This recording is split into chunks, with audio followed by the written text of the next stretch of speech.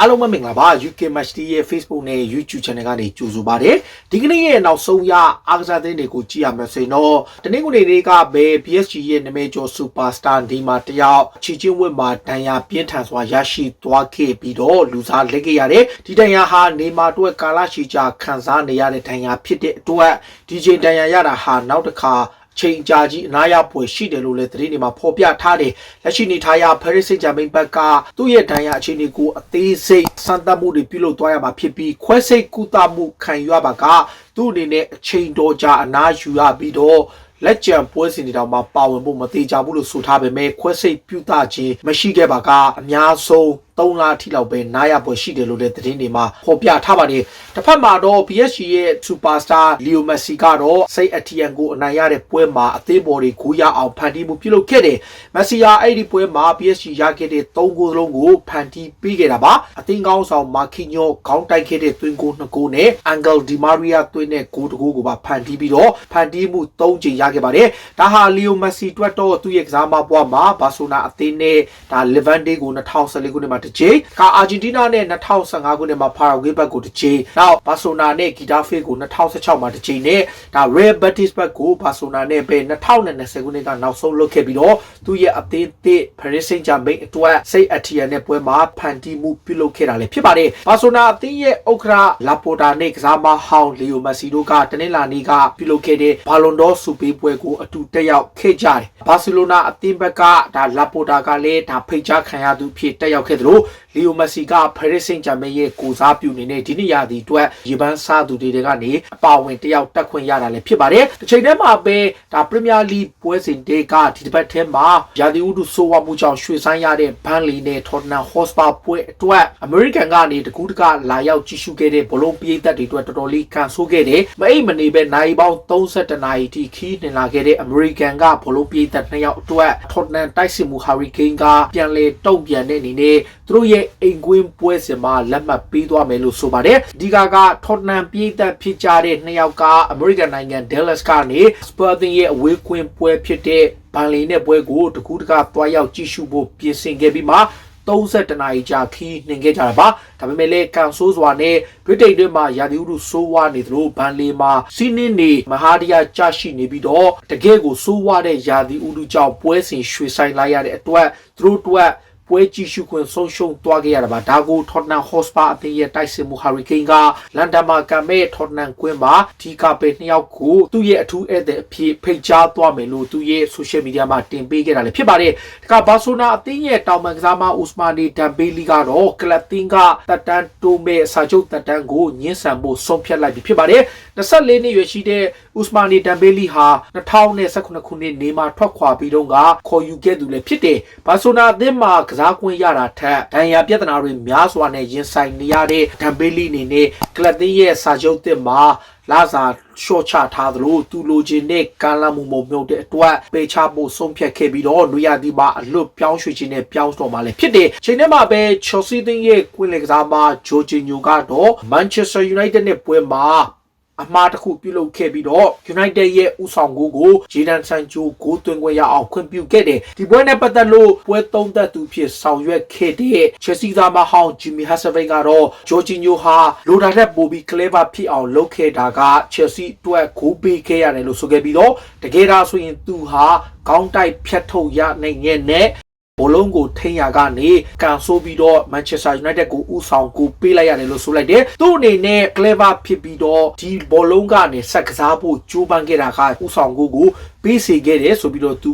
တို့ရဲ့ကွင်းလက်ကစားမပေါ်မချင်မရဲနဲ့ဝေဖန်လိုက်ပါတယ် Chelsea သင်းရဲ့နီးပြ Thomas Tuchel ကတော့ Jorginho ဘက်ကကာကွယ်ပြောကြားခဲ့တယ်တပွဲလုံးတက်မှာခြေစွမ်းပြနိုင်ခဲ့ပေမဲ့ဒီအမှားလေးတစ်ခုက Chelsea အတွက်ဂိုးပေးရခဲ့ပေမဲ့လေတကယ်တမ်းကျတော့ Stamford Bridge ကွင်းမှာညာပိုင်းကန်ရတာဖြစ်လို့ပွဲအတွင်းကအလင်းရောင်တွေကဂျော်ဂျင်ညိုအတွက်ခက်ဖြစ်သွားစေခဲ့တယ်ဆိုပြီးတော့သူကပြန်လေတုံ့ပြန်ကာကွယ်ထားတာလည်းဖြစ်တယ် Chelsea အနေနဲ့ဒီနေ့ပွဲမှာတီးကြခဲ့လို့နောက်ဆုံးအိမ်ကွင်းနှစ်ပွဲဆက်တီးကြလို့အဓိကပြိုင်ဘက် Manchester City တစ်ဖက်ကလီဗာပူးအသင်းအနေနဲ့ရမှတ်ကွာဟမှုကျင်းပြောင်းသွားတယ်ဒါပေမဲ့ Thomas Tuchel အသင်းကသူတို့အနေနဲ့ Watford နဲ့ပွဲမှာပြန်လေ respawn လုပ်ဖို့ဒါအပြင်သူတို့အသင်းအနေနဲ့ယုံကြည်မှုလွန်ကဲနေတာတွေကိုနည်းနည်းလေးသတိထားဖို့နဲ့ သူ့အနေနဲ့အဓိကတိုက်စစ်မှုတွေဖြစ်ကြတဲ့တီမိုဗာနာနဲ့ဒါလူခါကူတို့ပြန်လာပြီးဖြစ်တဲ့အတွက်ပုံစံကောင်းတွေကိုပြန်ရလိမ့်မယ်လို့သူကယုံကြည်လျက်ရှိတယ်။ခါရီယယ်မက်ဒရစ်အသင်းရဲ့ဂန်ဝင်ကွင်းလယ်ကစားမတယောက်ဖြစ်နေပြီဖြစ်တဲ့လူကာမိုဒရစ်ကတော့ရာသီကုန်မှာအသင်းပြောင်းရွှေ့ပွဲရှိတယ်။မဒရစ်ကသူ့ကိုတစ်နှစ်သက်တမ်းတိုးစာချုပ်ချုပ်ဆိုဖို့စီစဉ်ထားပေမဲ့လေ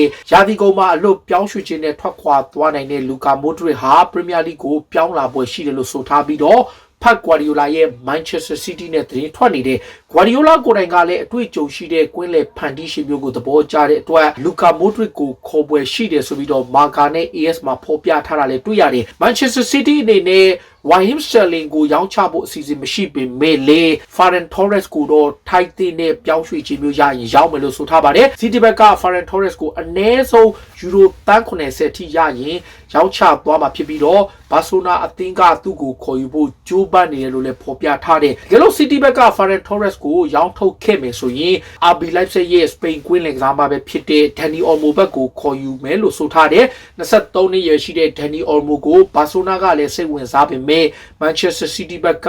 Ferran Torres ကိုဆုံးရှုံးခဲ့ရင် Leipzig ကစားမနဲ့ပြန်လည်အစားထိုးဖို့ပြင်ဆင်ထားတယ်လို့လည်းဆိုထားပါတယ်။ Arsenal အသင်းရဲ့နီးပြမီကယ်အာတီတာကယူကာဆယ်ကိုအနိုင်ရခဲ့ပြီးမှသူတို့အသင်းအတွက်ချန်ပီယံလိဝင်ခွင့်အတွက်အခွင့်အရေးပြန်ရှိလာပြီလို့ဆိုထားပါတယ်။ရာသီတွင်းမှာဆိုးဝါးတဲ့အခြေအနေတွေကြောင့်ရာသီစမှာအဆင့်20ထိရောက်ခဲ့ပေမဲ့လည်းနောက်ပိုင်းရလက်ပိုင်းတွေကြောင့်အဆင့်9နေရာရောက်လာတဲ့အချိန်မီကယ်အာတီတာကတော့သူတို့အနေနဲ့ယူကာဆယ်နိုင်ပွဲကနေစလို့ချန်ပီယံလိဝင်ခွင့်အတွက်တဖြည်းဖြည်းနဲ့အခွင့်အရေးပြန်လဲရှိလာခဲ့ပြီလို့ဆိုတာပါ။ Arsenal အသင်းကတော့လက်ရှိမှာ Raheem Sterling ကိုအသေးအံလိုချင်နေတဲ့အသင်းတွေမှာပါတယ်။သူပြည့်26နှစ်ရွယ်ရှိတဲ့အင်္ဂလန်တောင်ပံကစားမက Manchester City မှာကစားခွင့်တော်တော်လေးနည်းနေတဲ့အတွက်ထွက်ခွာချင်နေတယ်။ဒါပေမဲ့လည်း Manchester City ဘက်က Sterling ကိုရောင်းချဖို့အစီအစဉ်မရှိပေမဲ့မီကယ်အာတီတာကိုယ်တိုင်က City မှာလက်ထောက်နီးပြဖြစ်လုပ်ခဲ့ပူတော့ Sterling ကိုသူ့ဘက်ကကောင်းကောင်းဆွဲဆောင်နိုင်တယ်လို့ယုံကြည်လျက်ရှိတာပါ။ Arsenal အသင်းရဲ့အမျိုးသမီးအသင်းမှာခြေစွမ်းပြဂိုးတွေသွင်းနေတဲ့တိုက်စစ်မှု Viviano Miedema ကတော့ BBC ကချီးမြှင့်တဲ့တနစ်တာအကောင်းဆုံးအမျိုးသမီးဘောလုံးမဆုကိုရရှိခဲ့ပါတယ်။2020တုန်းကအင်္ဂလန်နောက်ခံလူ Lucy Brown ရဲ့နောက်မှာဒုတိယပဲရတဲ့ Miedema အတွက်2020ခုနှစ်အတွက်ဒါအကောင်းဆုံးဘောလုံးမဆုကိုရရှိခဲ့လို့သူဟာအမျိုးသမီးစူပါလီရဲ့ဂိုးအများဆုံးသွင်းထားသူသာမကနယ်သာလန်လက်ရွေးစင်အသင်းရဲ့ဂိုးများဆုံးသွင်းထားသူလည်းဖြစ်ပါတယ်။ချိန်နဲ့မှာပဲဘာဆိုနာအသင်းက Manchester United ရဲ့တိုက်စစ်မှုအန်တိုနီမာရှယ်ကိုစိတ်ဝင်စားတယ်ဆိုပြီးဖော်ပြလာတဲ့ Talksport နဲ့ဒါမန်ဒိုဒီပိုမှာအဆိုရ United ကအန်တိုနီမာရှယ်ကိုသူတို့ရဲ့အစီအစဉ်ထဲမှာပေါင်ဖို့မတိကြတဲ့အတွက်ရောက်ထုတ်ဖို့စဉ်းစားတယ်လို့ဆိုထားတယ်။လက်ရှိအနေထားအရအန်တိုနီမာရှယ်ကိုဘာဆိုနာအသင်းကရောင်းချမဲ့အချိန် Manchester United ကတော့ပေါင်350လောက်ထိလိုချင်နေတာလည်းဖြစ်တယ်။ United ရဲ့ယာယီနီးပြဖြစ်တာဝန်ယူမဲ့ Ralph Rangnick ကတော့ကလပ်အသင်းနေနဲ့ဒါမဲ့24နိုင်အတွင်းမှာ United နီးပြသစ်ဖြစ်မယ်။တစ်ချိန်တည်းမှာပဲဒါ David Ornstein ရဲ့အဆိုအရ Manchester United အသင်းကယာယီနီးပြသစ်လိုချင်နေတဲ့ကစားမတွေကိုဖြည့်တင်းပေးသွားမယ်လို့ဆိုထားပြီးတော့အပြောင်းရွှေ့ဈေးကွက်တွင်ကိုဝင်သွားပြီးတော့ကစားမအချို့ကိုဝယ်ယူဖို့ပြင်ဆင်သွားမယ်လို့ဆိုထားပါတယ်။ဒါ Ralph Rangnick အနေနဲ့ဝက်ပါမေက Manchester United မှာယာယီနီးပြဖြစ်သတ်မှတ်ခံရမှာဖြစ်ပေမဲ့ဝက်ပါမေရဖို့အတွက်ကြိုးပမ်းနေစေဖြစ်တယ်။အထူးဖြင့် Brexit ထွက်သွားပြီးတဲ့အတွက်အင်္ဂလန်မှာဒါ United အသင်းကိုနီးပြခွင့်ရမှာဖြစ်ပေမဲ့လည်းဝက်ပါမေအခက်ခဲနဲ့စာရွက်စာတမ်းလှုပ်ဆောင်ရမယ့်အချက်လက်တွေများစွာကျန်ရှိနေသေးတဲ့အတွက်သူဟာ Arsenal နဲ့ကံမဲ့ဂျာဘီနေ Premier League ပွဲစဉ်ကိုကင်တွယ်ဖို့ခက်ခဲသွားနိုင်တယ်လို့ဆိုခဲ့ပြီးတော့အဲ့ပွဲကို Michael Carrick ပဲခိုင်တွယ်ပွဲရှိတယ်ဆိုပြီးတော့သတင်းတွေမှာဖော်ပြထားတာလည်းရှိတယ်။ဒီချိန်ထဲမှာပဲ Manchester United အသင်းရဲ့ကစားမတွေရဲ့ဆွမ်းဆောင်ရည်နဲ့ပတ်သက်လို့ Alan Shearer ကဝေဖန်မှုပြုလုပ်ခဲ့တယ်။ပြီးခဲ့တဲ့2ပတ်3ပတ်လောက်ကကစားမတွေဟာ social ကိုဖြုတ်ချင်တဲ့အတွက်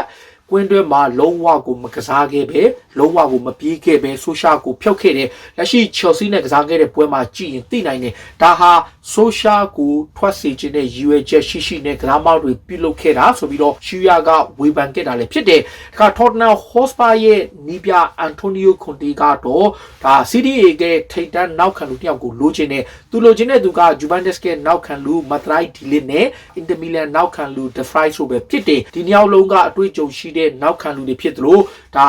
ဒီလစ်ကတော့2024ထိစာချုပ်ကြံပြီးတော့ The Fries ကတော့2023ထိကြံရှိနေတာလည်းဖြစ်ပါတယ်။ Tottenham ရဲ့လက်ရှိလီးပြအဖွဲ့ဝင်တွေမှာပါဝင်နေတဲ့ကစားသမားဟောင်း Ledley King ကတော့ကျွန်တော်အနေနဲ့လက်ရှိကစားသမားတွေထဲကနေသူတို့ရဲ့စွမ်းဆောင်ရည်အကောင်းဆုံးကိုရအောင်ကြိုးပမ်းနေသလိုစောင်းရတီမှာလည်းထိုက်တဲ့နဲ့ခေါ်ယူမှုတွေကိုလုပ်မယ်လို့ဆိုထားတယ်။ဒါပေမဲ့right player နဲ့ right price ဖြစ်ဖို့ကစားသမားကောင်းတွေခေါ်ယူဖို့ဟာစောင့်ရသည့်ဈေးကွက်ဟာအမတန်ခက်ခဲတယ်ဒါပေမဲ့သူတို့ဘက်ကဂျိုးပန်သွားမယ်လို့ဆိုထားပါတယ်ကလီဗာပူးအသင်းကလည်းနောက်ခံလူနီကိုဝီလျံကိုရောင်းထုတ်တော့မှာပါပေါင်10 သန်းရရင်လီဗာပူးဘက်ကရောင်းထုတ်ဖို့ပြင်ဆင်ထားတဲ့လီဗာပူးအသင်းမှာ Trent Alexander-Arnold နောက်အရန်ဖြစ်တာရှိနေတဲ့ Wales နောက်ခံလူကိုကလပ်အသင်းဘက်ကစောင့်ရသည့်ဈေးကွက်မှာအပြောင်းရွှေ့ဈေးကွက်တင်ထားတာလည်းဖြစ်တယ်လီဗာပူးအနေနဲ့ပြည်သစ်ကလပ် Reims ကဘယ်ဂျီယံတောင်မကစားမဒါခုကိုခေါ်ယူမှုကိုစိတ်လျှော့သွားခဲ့ပြီဖြစ်ပါတယ်အသက်19နှစ်ပဲရှိတဲ့ဒါခုကိုလိုချင်ပေမဲ့လည်း Reims ကတောင်းဆိုထားတဲ့ပြောင်းရွှေ့ခြင်းကိုပေးချေလိုခြင်းမရှိတဲ့အတွက်ပြည်သစ်ကလပ် Reims ကပဲသူ့ရဲ့အသင်းပေါ်ဆူလီမန်နာဆိုတဲ့ကစားမကိုပြောင်းလဲခေါ်ယူသွားမယ်လို့ဆိုပါတယ်လီဗာပူးဘက်ကအဲ့ကစားမတစ်ကိုဒါစောင့်ကြည့်နေတာကြာပြီဖြစ်လို့ဒါခုကိုခေါ်မှာမဟုတ်ပဲသူ့ရဲ့အသင်းပေါ်ကိုပဲပြောင်းလဲခေါ်ယူသွားဖို့စဉ်းစားနေတာပါဒါက Chelsea အသင်းခေါ်ယူဖို့ကြိုးပမ်းနေတဲ့ Juventus ကတောင်ပန်ကစားမဒါဒီဖရဒီကိုခီရေးစားကိုဘိုင်မြူနစ်တင်ကလိုချင်တယ်ဘိုင်မြူနစ်ကလည်းကင်းစလီကိုမန်ကိုဆုံးရှုံးသွားနိုင်တဲ့အတွက်ခီရေးစားကိုခေါ်ချင်နေကြောင်းနဲ့ခီရေးစားကိုယူရိုပြိုင်ပွဲပြီးရဲကသူတို့အဓိကစောင့်ကြည့်နေလို့ဆိုပါတယ်နျူကာဆယ်အသင်းကလည်းဆိုးဝါးတဲ့အခြေအနေတွေကရုံထွက်ဖို့စောင့်ရသည့်ဈေးကွက်ဟာသူတို့ရဲ့အဓိကပြစ်မှတ်ဖြစ်တယ်အခုလောလောဆယ်မှာနျူကာဆယ်အသင်းကယာတီကိုမှအလွတ်ပြောင်းရွှေ့ခြင်းနဲ့ရနိုင်မယ်မာဆယ်လိုဘလိုဆိုဗစ်ကိုတနည်းလောက်ခ9 တန်းနဲ့ကာလန်ထားပြီးတော့သူ့ကိုစတင်ခေါ်ယူဖို့ကြိုးပမ်းနေသလိုစောင့်ရသည့်ဈေးကွက်မှာနျူကာဆယ်ကကစားမအနည်းဆုံး9 ယောက်ထိခေါ်ယူအားဖြည့်သွားမယ်လို့ဆိုထားပါတယ်ဒါတွေကစိတ်ဝင်စားစရာနောက်ဆုံးရအားကစားသင်းတွေကိုတင်ဆက်ပေးတာပါခုလိုမျိုးစိတ်ဝင်စားစရာအားကစားသင်းတွေကိုနားဆင်ကြကြည့်တော့ UK Match TV ရဲ့ Facebook နဲ့ YouTube Channel ကို follow လုပ်ထားကြပါပြောနေအားလုံးကိုကျေးဇူးတင်ပါတယ်ရီရိုဘုံအောင်ရမည်